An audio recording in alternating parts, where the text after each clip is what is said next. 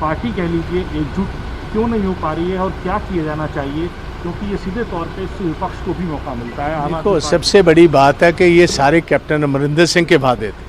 हम तो उसको याद करवा रहे हैं कि जो लोगों के साथ आपने किए हुए वादे हैं उनको निभाओ। नहीं निभाओगे तो आप कैसे लोगों का सामना कैसे करोगे? आपका विद्रोह होगा, गांव में आपको कोई घुसने नहीं देगा, जैसे बीजेपी के लीडरों को पंजाब हरियाणा में कोई घुसने नहीं देता। अगर वादे पूरे नहीं करोगे, आपने गुटखा साहब हाथ पर रखकर कसम उठाई हुई है, अगर पूरे नहीं करोगे तो कैसे लोग जाएंगे, कैसे हम इलेक्शन लड़ पाएंगे, आपके एमएलएज अपने इलेक्टेड को कैसे फेस कर पाएंगे? तो यही बात हम कह रहे हैं कि कैप्टन साहब वक्त बहुत गुजर चुका है, बहुत सारा पानी जो है ये इसके ब्रिज के नीचे से बैठ चुका है। अब वादे पूरे कीजिए, वादे करने का टाइम है।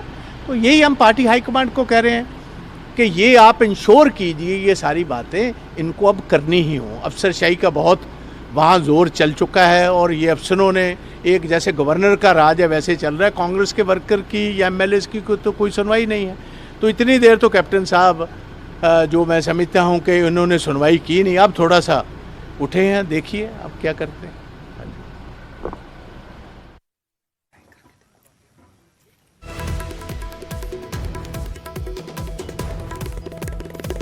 ਤਾਂ ਪ੍ਰਤਾਪ ਸਿੰਘ ਬਾਜਵਾ ਇੱਕ ਵਾਰ ਫਿਰ ਤੋਂ ਕੈਪਟਨ ਅਮਰਿੰਦਰ ਸਿੰਘ ਨੂੰ ਵਾਅਦੇ ਯਾਦ ਕਰਾਉਂਦੇ ਨਜ਼ਰ ਆਏ ਨੇ। ਕਹਿੰਦੇ ਨੇ ਕਿ ਅਸੀਂ ਵਿਰੋਧ ਨਹੀਂ ਕਰ ਰਹੇ, ਬਲਕਿ ਅਸੀਂ ਤਾਂ ਸਿਰਫ ਵਿਰੋਧ ਨਾ ਹੋਵੇ ਇਸ ਦੇ ਲਈ ਕੈਪਟਨ ਅਮਰਿੰਦਰ ਸਿੰਘ ਨੂੰ ਵਾਅਦੇ ਯਾਦ ਕਰਾ ਰਹੇ ਹਾਂ ਕਿ ਸਮਾਂ ਰਹਿੰਦਿਆਂ ਜੇਕਰ ਵਾਅਦੇ ਨਾ ਪੂਰੇ ਕੀਤੇ ਤਾਂ ਫਿਰ ਲੋਕਾਂ ਦੀ ਕਚਹਿਰੀ ਦੇ ਵਿੱਚ ਜਾਣਾ ਮੁਸ਼ਕਲ ਹੋ ਜਾਵੇਗਾ, ਤਾਂ ਖਾਮਿਆਜ਼ਾ ਕਾਂਗਰਸ ਨੂੰ ਹੀ ਭੁਗਤਣਾ ਪਵੇਗਾ। ਤਾਂ ਫਿਲਹਾਲ ਪੰਕਜ ਕਪਾਹੀ ਸਾਡੇ ਸਹਿਯੋਗੀ ਦਿੱਲੀ ਤੋਂ ਜੁੜੇ ਨੇ, ਰੁਕ ਕਰਦੇ ਹਾਂ। ਤਾਂ ਪੰਕਜ, ਲਗਾਤਾਰ ਹਲਚਲਾਂ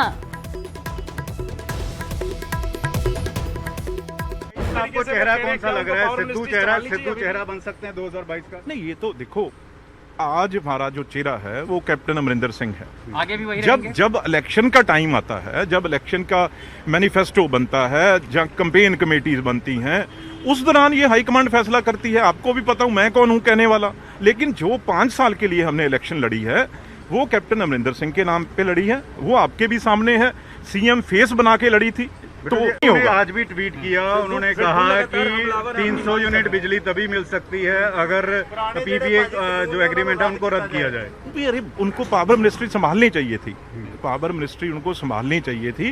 तो अच्छा होता अगर 2-3 साल में अच्छा काम हो जाता पावर में, अगर वो मिनिस्ट्री संभालते।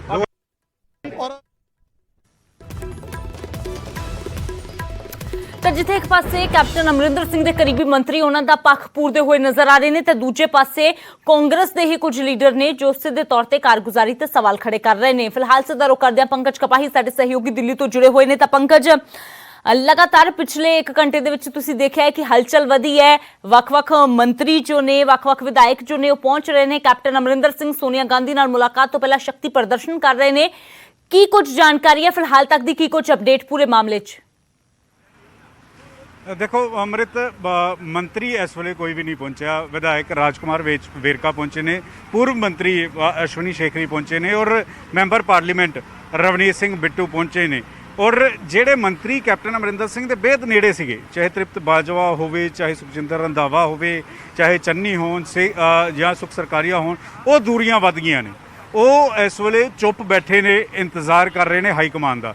ਹਾਈਕਮਾਨ ਨੂੰ ਸਾਰੀ ਗੱਲ ਦੱਸ ਆਏ ਨੇ। ਹਾਈਕਮਾਨ ਨੂੰ ਅਫਸਰਸ਼ਾਹੀ ਨੂੰ ਲੈ ਕੇ, ਹਾਈਕਮਾਨ ਨੂੰ ਬੇਅਦਬੀ ਨੂੰ ਲੈ ਕੇ, ਹਾਈਕਮਾਨ ਨੂੰ ਡਰੱਗਸ ਨੂੰ ਲੈ ਕੇ ਇਹ ਸਾਰੇ ਮੁੱਦੇ ਦੱਸ ਆਏ। ਔਰ ਉਸ ਤੋਂ ਬਾਅਦ ਹਾਈਕਮਾਨ ਨੇ ਇੱਕ ਗੱਲ ਕਹੀ ਸੀ। ਹਾਈਕਮਾਨ ਨੇ ਕਿਹਾ ਸੀ ਅਸੀਂ ਫੈਸਲਾ ਕਰਾਂਗੇ, 8 ਤੋਂ 10 ਤਰੀਕ ਤੱਕ ਫੈਸਲਾ ਕਰਾਂਗੇ, ਲੇਕਿਨ ਉਦੋਂ ਤੱਕ ਕੋਈ ਬਾਹਰ ਬਿਆਨ ਨਾ ਦੇਵੇ। ਲੇਕਿਨ ਉਹ ਤਸਵੀਰ ਹੁੰਦੀ ਹੋਈ ਨਜ਼ਰ ਨਹੀਂ ਆ ਰਹੀ। ਪ੍ਰਤਾਪ ਬਾਜਵਾ ਅੱਜ ਵੀ ਕੈਪਟਨ ਖਿਲਾਫ ਝੰਡਾ ਚੁੱਕ ਕੇ ਬੈਠੇ ਨੇ। ਪ੍ਰਤਾਪ ਬਾਜਵਾ ਅੱਜ ਵੀ ਬਿਜਲੀ ਦਾ ਮੁੱਦਾ ਹੋਵੇ, ਡਰੱਗਸ ਦਾ ਮੁੱਦਾ ਹੋਵੇ, ਖੁੱਲ੍ਹ ਕੇ ਬੋਲ ਰਹੇ ਨੇ ਕਿ ਐਕਸ਼ਨ ਲਵੋ ਮੁੱਖ ਮੰਤਰੀ ਸਾਹਿਬ, ਤੁਸੀਂ ਐਕਸ਼ਨ ਲਵੋ। ਅਗਰ ਐਕਸ਼ਨ ਨਹੀਂ ਲਿੱਤਾ ਤਾਂ 2022 'ਚ ਨੁਕਸਾਨ ਹੋਏਗਾ। ਇਹੀ ਗੱਲ ਨਵਜੋਤ ਸਿੰਘ ਸਿੱਧੂ ਟਵਿੱਟਰ ਦੇ ਜ਼ਰੀਏ ਜਾਂ ਨਿਊਜ਼ 18 ਦੇ ਜ਼ਰੀਏ ਕਹਿ ਰਹੇ ਸੀਗੇ ਕਿ ਇਹ ਐਕਸ਼ਨ ਹੋਣਾ ਚਾਹੀਦਾ ਸੀ, ਇਹ ਐਕਸ਼ਨ ਨਹੀਂ ਹੋਇਆ। ਤਾਂ ਦੂਜੇ ਪਾਸੇ ਰਵਨੀਤ ਸਿੰਘ ਬਿੱਟੂ ਹੋਰੀ, ਅਸ਼ਵਨੀ ਸ਼ੇਖਰੀ ਹੋਰੀ ਕਹਿ ਰਹੇ ਨੇ ਕਿ ਜਿਹੜੇ ਸਵਾਲ ਚੱਕ ਰਹੇ ਨੇ, ਜਿਹੜੇ ਕਹਿ ਰਹੇ ਨੇ ਕਿ ਐਕਸ਼ਨ ਹੋਣਾ ਚਾਹੀਦਾ ਸੀ, 4 ਸਾਲ ਤੋਂ ਉਹ ਖਾਮੋਸ਼ ਕਿਉਂ ਸੀ, 4.5 ਸਾਲ ਤੋਂ ਉਹ ਚੁੱਪ ਕਿਉਂ ਸੀਗੇ। ਅਸੀਂ 5 ਸਾਲ ਲਈ ਮੁੱਖ ਮੰਤਰੀ ਕੈਪਟਨ ਅਮਰਿੰਦਰ ਸਿੰਘ ਬਣਾਇਆ ਸੀ 2022 ਤੱਕ। ਉਸ ਤੋਂ ਪਹਿਲਾਂ ਇਸ ਤਰੀਕੇ ਨਾਲ ਬਿਆਨਬਾਜ਼ੀ ਨਹੀਂ ਕਰਨੀ ਚਾਹੀਦੀ। ਬਿਜਲੀ ਨੂੰ ਲੈ ਕੇ ਜ਼ਿਕਰ ਰਵਨੀਤ ਸਿੰਘ ਬਿੱਟੂ ਕਰ ਰਹੇ ਨੇ ਕਿ ਅਗਰ ਬਿਜਲੀ ਨੂੰ ਲੈ ਕੇ ਦਿੱਕਤ ਹੈ ਤਾਂ ਫਿਰ ਪਾਵਰ ਮਹਿਕਮਾ ਸਿੱਧੂ ਸਾਹਿਬ ਤੁਸੀਂ ਸੰਭਾਲ ਲਵੋ। ਔਰ ਤੀਜਾ, ਹੁਣ ਮੀਟਿੰਗ 3 ਵਜੇ ਤੋਂ ਲੈ ਕੇ 6 ਵਜੇ ਦੇ ਵਿਚਾਲੇ ਹੋਣੀ ਹੈ। ਪਹਿਲਾਂ ਕਿਹਾ ਜਾ ਰਿਹਾ ਸੀ 3 ਤੋਂ 4, ਲੇਕਿਨ ਅਜੇ ਤੱਕ ਟਾਈਮ ਤੈਅ ਨਹੀਂ ਹੈ ਕਿ 3 ਤੋਂ 4 ਹੋਏਗੀ, 5 ਤੋਂ 6 ਦੇ ਵਿਚਾਲੇ ਹੋਏਗੀ। ਔਰ ਉਸ ਤੋਂ ਪਹਿਲਾਂ ਕੈਪਟਨ ਅਮਰਿੰਦਰ ਸਿੰਘ ਅੰਦਰ ਬੈਠੇ ਨੇ, ਕੈਪਟਨ ਅਮਰਿੰਦਰ ਸਿੰਘ ਅੰਦਰ ਰਣਨੀਤੀ ਕਰ ਰਹੇ ਨੇ ਔਰ ਉਹ ਰਣਨੀਤੀ ਕਿਸ ਤਰੀਕੇ ਨਾਲ ਹੋਏਗੀ ਸੋਨੀਆ ਗਾਂਧੀ ਨਾਲ ਮਿਲਣ ਵਾਲੀ, ਉਸ ਦੇ ਵਿੱਚ 3-4 ਗੱਲਾਂ ਰਹਿਣਗੀਆਂ। ਇੱਕ ਪੁਆਇੰਟ ਕੈਪਟਨ ਅਮਰਿੰਦਰ ਸਿੰਘ ਚੁੱਕ ਸਕਦੇ ਨੇ ਕਿ ਬਿਜਲੀ ਦੀ ਗੱਲ ਅਗਰ ਸਿੱਧੂ ਜਾਂ ਬਾਜਵਾ ਹੋਰੀ ਕਰ ਰਹੇ ਨੇ ਤਾਂ ਸਿੱਧੂ ਨੂੰ ਤਾਂ ਮਹਿਕਮਾ ਦਿੱਤਾ ਸੀ, ਸਿੱਧੂ ਨੂੰ ਤਾਂ ਕਿਹਾ ਸੀ ਬਿਜਲੀ ਮਹਿਕਮਾ ਲੈ ਲਓ, ਜੋ ਸੁਧਾਰ ਕਰਨੇ ਕਰ ਲਓ, ਸਿੱਧੂ ਨੇ ਕੀਤੇ ਨਹੀਂ। ਦੂਸਰਾ ਜ਼ਿਕਰ ਕੈਪਟਨ ਅਮਰਿੰਦਰ ਸਿੰਘ ਕਰ ਸਕਦੇ ਨੇ ਕਿ ਹਿੰਦੂ ਤੇ ਦਲਿਤ ਚਿਹਰੇ ਉਹ ਆਪਣੇ ਆਪ ਨੂੰ ਨਜ਼ਰਅੰਦਾਜ਼ ਕਰਨਗੇ, ਉਹ ਕਹਿਣਗੇ ਕਿ ਤਵੱਜੋ ਨਹੀਂ ਦਿੱਤੀ ਜਾ ਰਹੀ ਔਰ ਅਗਰ ਜੱਟ ਹੀ ਪ੍ਰਧਾਨ ਲਗਾ ਦਿੱਤਾ ਜਾਂਦਾ ਵੈ ਤਾਂ ਇਸ ਗੱਲ ਨੂੰ ਲੈ ਕੇ ਵੀ ਪੁਆਇੰਟ ਰੱਖਣਗੇ। ਔਰ ਦੂਸਰਾ ਪੁਆਇੰਟ ਇਹ ਵੀ ਰੱਖਣਗੇ ਕਿ ਜਿਸ ਤਰੀਕੇ ਨਾਲ ਸਿੱਧੂ ਬਿਆਨਬਾਜ਼ੀ ਕਰ ਰਹੇ ਨੇ ਤਾਂ ਸਿੱਧੂ ਤਾਂ ਕੈਪਟਨ ਇਕੱਠੇ ਰਹਿਣਾ ਬੇਹੱਦ ਮੁਸ਼ਕਲ ਹੈ, ਇਕੱਠੇ ਨਹੀਂ ਰਹਿ ਸਕਦੇ, ਇਹ ਵੀ ਜ਼ਿਕਰ ਜਿਹੜਾ ਉਹ ਕਰ ਸਕਦੇ ਨੇ। ਔਰ ਇੱਥੋਂ ਤੱਕ ਵੀ ਕੈਪਟਨ ਕਹਿ ਸਕਦੇ ਨੇ ਕਿ ਅਗਰ ਸਿੱਧੂ ਨੂੰ ਪ੍ਰਧਾਨ ਲਗਾਉਣਾ ਹੈ ਤਾਂ ਫਿਰ ਮੈਨੂੰ ਮੁੱਖ ਮੰਤਰੀ ਤੋਂ ਹਟਾ ਦਿਓ, ਜੋ ਹੁੰਦਾ ਹੋਇਆ ਨਜ਼ਰ ਨਹੀਂ ਆਂਦਾ। ਤਾਂ ਹਿੰਦੂ ਤੇ ਦਲਿਤ ਚਿਹਰੇ ਕਿਵੇਂ ਤਵੱਜੋ ਮਿਲੇਗੀ? ਹਿੰਦੂ ਅਸ਼ਵਨੀ ਸ਼ੇਖਰਾ ਪਹੁੰਚ ਗਏ, ਸ਼ੇਖਰੀ ਹੋਰੀ ਪਹੁੰਚ ਗਏ, ਦਲਿਤ ਰਾਜਕੁਮਾਰ ਵੇਰਕਾ ਹੋਰੀ ਪਹੁੰਚ ਗਏ। ਸੱਜੇ ਪਾਸੇ ਅੰਦਰ ਮੀਟਿੰਗ ਦੇ ਅੰਦਰ ਰਾਜਕੁਮਾਰ ਵੇਰਕਾ ਬੈਠੇ ਹੋਏ ਨੇ ਤਾਂ ਖੱਬੇ ਪਾਸੇ ਹਿੰਦੂ ਚਿਹਰਾ ਅਸ਼ਵਨੀ ਸ਼ੇਖਰੀ ਬੈਠੇ ਹੋਏ ਨੇ। ਤਾਂ ਜਿਹੜੀ ਕੈਪਟਨ ਅਮਰਿੰਦਰ ਸਿੰਘ ਦੀ ਮੰਝੇ ਹੋਏ ਸਿਆਸਤਦਾਨ ਦੀ ਇੱਕ ਸਿਆਸਤ ਹੁੰਦੀ ਹੈ ਉਹ ਦਿਖਾਉਂਦੇ ਹੋਏ ਨਜ਼ਰ ਆ ਰਹੇ ਨੇ, ਕਿਉਂਕਿ ਕੈਪਟਨ ਚੁੱਪ ਨੇ, ਕੈਪਟਨ ਕੋਈ ਬਿਆਨ ਨਹੀਂ ਦੇ ਰਹੇ, ਨਾ ਟਵਿੱਟਰ ਦੇ ਜ਼ਰੀਏ, ਨਾ ਮੀਡੀਆ ਦੇ ਜ਼ਰੀਏ, ਨਾ ਸੋਸ਼ਲ ਮੀਡੀਆ ਦੇ ਜ਼ਰੀਏ। ਲੇਕਿਨ ਕੈਪਟਨ ਅਮਰਿੰਦਰ ਸਿੰਘ ਦੇ ਜਿਹੜੇ ਨਜ਼ਦੀਕੀ ਨੇ, ਚਾਹੇ ਬਿੱਟੂ ਹੋਣ ਚਾਹੇ ਸ਼ੇਖਰੀ ਹੋਣ, ਉਹ ਮੋਰਚਾ ਜ਼ਰੂਰ ਕੈਪਟਨ ਅਮਰਿੰਦਰ ਸਿੰਘ ਦੇ ਨਾਲ ਲਾ ਕੇ ਬਹਿ ਗਏ ਨੇ।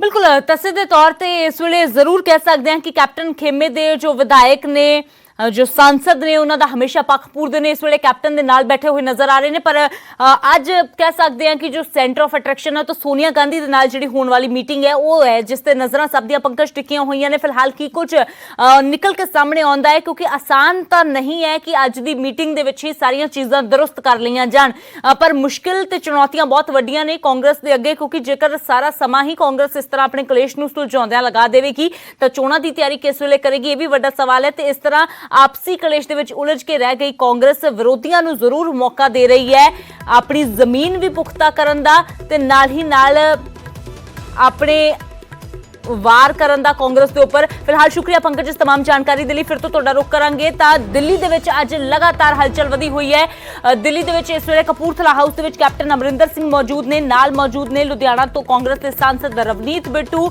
ਨਾਲ ਹੀ ਰਾਜਕੁਮਾਰ ਵੇਰਕਾ ਜੋ ਮੌਜੂਦ ਨੇ, ਜੋ ਇੱਕ ਦਲਿਤ ਚਿਹਰਾ ਕਹੇ ਜਾਂਦੇ ਨੇ। ਹਮੇਸ਼ਾ ਜਦੋਂ ਕਿਸੇ ਕੈਬਨਿਟ ਦੇ ਵਿਸਥਾਰ ਦੀ ਗੱਲ ਹੁੰਦੀ ਹੈ ਜਾਂ ਅਹੁਦਿਆਂ 'ਚ ਫੇਰ ਬਦਲ ਦੀ ਗੱਲ ਹੁੰਦੀ ਹੈ ਤਾਂ ਰਾਜਕੁਮਾਰ ਵੇਰਕਾ ਦਾ ਨਾਮ ਜ਼ਰੂਰ ਅੱਗੇ ਆਉਂਦਾ ਹੈ। ਪਰ ਕੀ ਰਾਜਕੁਮਾਰ ਵੇਰਕਾ ਨੂੰ ਕਿਤੇ ਫਿੱਟ ਕੀਤਾ ਜਾਂਦਾ ਹੈ?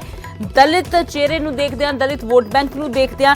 ਦੂਜੇ ਪਾਸੇ ਹਿੰਦੂ ਚਿਹਰਿਆਂ ਦੇ ਵਿੱਚੋਂ ਗੱਲ ਕਰੀਏ ਤਾਂ ਅਸ਼ਵਨੀ ਸੇਖੜੀ ਜਿਹੜੇ ਪਿਛਲੇ ਦਿਨੀ ਚਰਚਾ ਦੇ ਵਿੱਚ ਆਏ ਆਪਣੀ ਨਾਰਾਜ਼ਗੀ ਕਰਕੇ, ਇੱਥੋਂ ਤੱਕ ਕਿ ਪਾਰਟੀ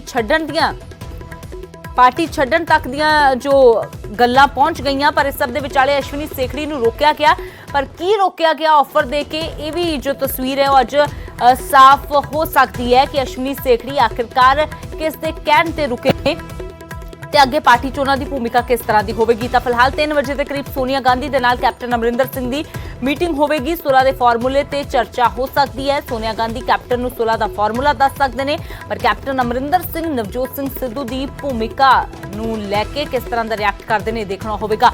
ਦੂਜੇ ਪਾਸੇ ਬਾਜਵਾ ਨੇ ਕਾਂਗਰਸ ਨੂੰ ਹੀ ਕਮਜ਼ੋਰ ਕਰਨ ਦੇ ਕੋਸ਼ਿਸ਼ ਕਰਨ ਦੇ ਇਲਜ਼ਾਮ ਲਗਾਏ ਨੇ। ਬਾਜਵਾ ਵਰਗੇ ਲੋਕ ਜੋ ਨੇ ਤ੍ਰਿਪਤ ਰਜਿੰਦਰ ਬਾਜਵਾ ਦੀ ਗੱਲ ਕਰ ਰਹੇ ਨੇ। ਅਸ਼ਵਨੀ ਸੇਖੜੀ ਜਿਹੜੇ ਪਹਿਲਾਂ ਨਾਰਾਜ਼ ਵੀ ਤ੍ਰਿਪਤ ਰਜਿੰਦਰ ਬਾਜਵਾ ਦੇ ਕਾਰਨ ਹੀ ਸੀ, ਕਿਉਂਕਿ ਤ੍ਰਿਪਤ ਰਜਿੰਦਰ ਬਾਜਵਾ ਦੇ ਉੱਪਰ ਇਲਜ਼ਾਮ ਲਗਾਉਂਦੇ ਸੀ ਕਿ ਮੈਨੂੰ ਨਾ ਤਾਂ ਖੁੱਲ ਕੇ ਕੰਮ ਕਰਨ ਦਿੰਦੇ ਨੇ, ਨਾ ਹੀ ਸਹਿਯੋਗ ਕਰਦੇ ਨੇ। ਤਾਂ ਮੰਥਨ ਵਿਚਾਲੇ ਜਿੱਥੇ ਪੰਜਾਬ ਕਾਂਗਰਸ ਦਾ ਕਲੇਸ਼ ਜਾਰੀ ਹੈ, ਉੱਥੇ ਦਿੱਲੀ ਪਹੁੰਚੇ ਅਸ਼ਵਨੀ ਸੇਖੜੀ ਨੇ ਤ੍ਰਿਪਤ ਰਜਿੰਦਰ ਬਾਜਵਾ ਤੇ ਵੱਡਾ ਹਮਲਾ ਕੀਤਾ। ਕਿਹਾ ਤ੍ਰਿਪਤ ਰਜਿੰਦਰ ਬਾਜਵਾ ਨੇ ਆਪਣੀ ਹੀ ਪਾਰਟੀ ਦੀ ਪਿੱਠ 'ਚ ਛੁਰਾ ਮਾਰਿਆ ਹੈ। ਬਾਜਵਾ ਨੇ ਕਾਂਗਰਸ ਨੂੰ ਕਮਜ਼ੋਰ ਕਰਨ ਦੀ ਕੋਸ਼ਿਸ਼ ਕੀਤੀ ਹੈ।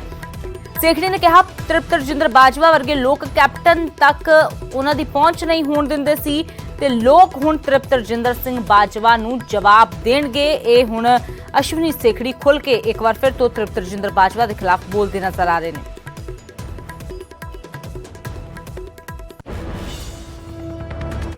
ਕਾਂਗਰਸ ਦੇ ਲੀਡਰ ਕੀ ਸੋਚ ਰਹੇ ਨੇ, ਕਿ ਸਿੱਧੂ ਨੂੰ ਪ੍ਰਧਾਨ ਅਸੈਪਟ ਕਰ ਰਹੇ ਨੇ? ਸੇਖੜੀ ਹੋਰਾਂ ਤੋਂ ਪੁੱਛ ਲੈਂਦੇ ਔਰ ਕਿਸ ਤਰੀਕੇ ਦੇ ਨਾਲ ਸਿਆਸਤ ਚੱਲ ਰਹੀ ਹੈ। ਸੇਖੜੀ ਸਾਹਿਬ ਇਹ ਦੱਸੋ, ਚਰਚਾਵਾਂ ਕਿ ਸਿੱਧੂ ਨੂੰ ਪ੍ਰਧਾਨ ਲਗਾਇਆ ਜਾਣਾ ਚਾਹੀਦਾ, ਕਿਸ ਤਰੀਕੇ ਦੇ ਨਾਲ ਦੇਖਦੇ ਹੋ ਔਰ ਕਿਵੇਂ ਤੁਹਾਨੂੰ ਲੱਗ ਰਿਹਾ ਹੈ ਕਿ ਕਾਂਗਰਸ ਦਾ ਕਲੇਸ਼ ਜਿਹੜਾ ਉਹ ਮੁੱਕੇਗਾ? ਕਿ ਸਿੱਧੂ ਪ੍ਰਧਾਨ ਲੱਗੇ ਜਾਂ ਤੁਹਾਨੂੰ ਲੱਗਦਾ ਹੈ ਕਿ ਹਿੰਦੂ ਜਾਂ ਦਲਿਤ ਚਿਹਰਿਆਂ ਨੂੰ ਵੀ ਪ੍ਰਧਾਨ ਜਾਂ ਡਿਪਟੀ ਸੀਐਮ ਲਗਾਉਣਾ ਚਾਹੀਦਾ? ਤਾਂ ਭਾਈ ਜੀ ਦੇਖੋ ਇਸ ਤਰ੍ਹਾਂ ਹੈ ਕਿ ਪੰਜਾਬ ਜਿਹੜਾ ਹੈ, ਪੰਜਾਬ ਦੀ ਫੁਲਵਾੜੀ 'ਚ ਹਰ ਤਰ੍ਹਾਂ ਦੇ ਕਮਿਊਨਿਟੀ ਰਹਿੰਦੀ। ਆਪਣਾ ਜੱਟ ਕਮਿਊਨਿਟੀ ਦੇ ਲੋਕ ਰਹਿੰਦੇ, ਦੂਸਰੇ ਸਿੱਖ ਕਮਿਊਨਿਟੀ ਦੇ ਲੋਕ ਰਹਿੰਦੇ ਨੇ, ਦਲਿਤ ਵੀਰ ਰਹਿੰਦੇ ਨੇ, ਹਿੰਦੂ ਵੀਰ ਰਹਿੰਦੇ ਨੇ, ਕ੍ਰਿਸਚਨ ਔਰ ਮੁਸਲਿਮ ਪਰਿਵਾਰ ਰਹਿੰਦੇ ਨੇ। ਕਾਂਗਰਸ ਪਾਰਟੀ ਸੈਕੂਲਰ ਪਾਰਟੀ ਔਰ ਕਾਂਗਰਸ ਪਾਰਟੀ 'ਚ ਹਰ ਕਮਿਊਨਿਟੀ ਨੂੰ ਪ੍ਰੋਪਰ ਰਿਪਰੈਜ਼ੈਂਟੇਸ਼ਨ ਮਿਲਣੀ ਜ਼ਰੂਰੀ ਹੈ। ਉਹ ਮੈਸੇਜ ਫਿਰ ਲੋਕਾਂ 'ਚ ਠੀਕ ਜਾਂਦਾ ਕਿ ਸਭ ਦਾ ਸਾਥ, ਸਭ ਦਾ ਵਿਕਾਸ ਜਿਹੜਾ ਹੈ ਉਹ ਤਦੇ ਹੋਏਗਾ ਜੇ ਸਾਰੀ ਪਾਰਟੀ ਦੇ ਲੀਡਰ ਇਕੱਠੇ ਹੋ ਕੇ ਗੱਲ ਕਰਨ। ਇਹ ਗੱਲ ਸਹੀ ਹੈ ਕਿ ਹਰ ਬੰਦਾ ਚਾਹੁੰਦਾ ਹੈ ਕਿ ਮੈਂ ਮੇਨ ਪੋਜੀਸ਼ਨ 'ਚ ਆ ਕੇ ਆਪਣੇ ਏਜੰਡਾ ਜਿਹੜਾ ਵਾ ਉਹਨੂੰ ਮੈਂ ਇੰਪਲੀਮੈਂਟ ਕਰਾਂ, ਲੋਕਾਂ ਦੀ ਸੇਵਾ ਦਾ ਤਰੀਕਾ ਕੱਢਾਂ।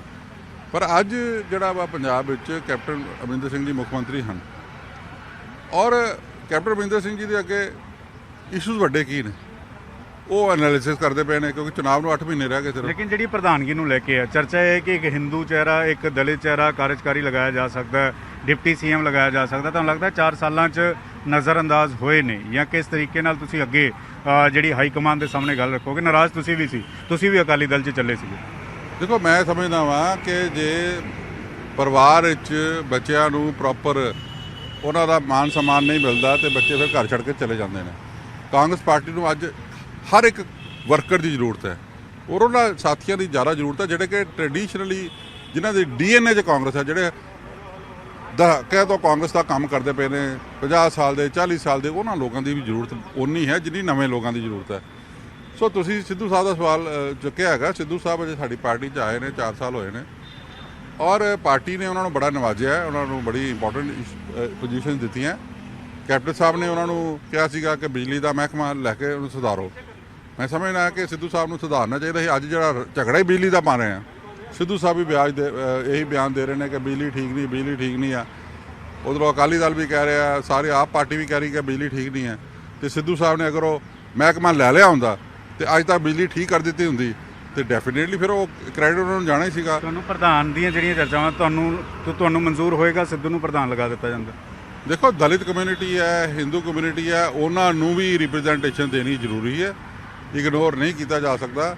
ਔਰ ਮੈਂ ਸਮਝਦਾ ਵਾਂ ਕਿ ਇਸ ਵੇਲੇ ਪੰਜਾਬ ਵਿੱਚ ਇਹਨਾਂ ਦੋਨਾਂ ਕਮਿਊਨਿਟੀ ਦਾ ਕੋਈ ਨਾ ਕੋਈ ਪ੍ਰਧਾਨ ਲੱਗਣਾ ਚਾਹੀਦਾ।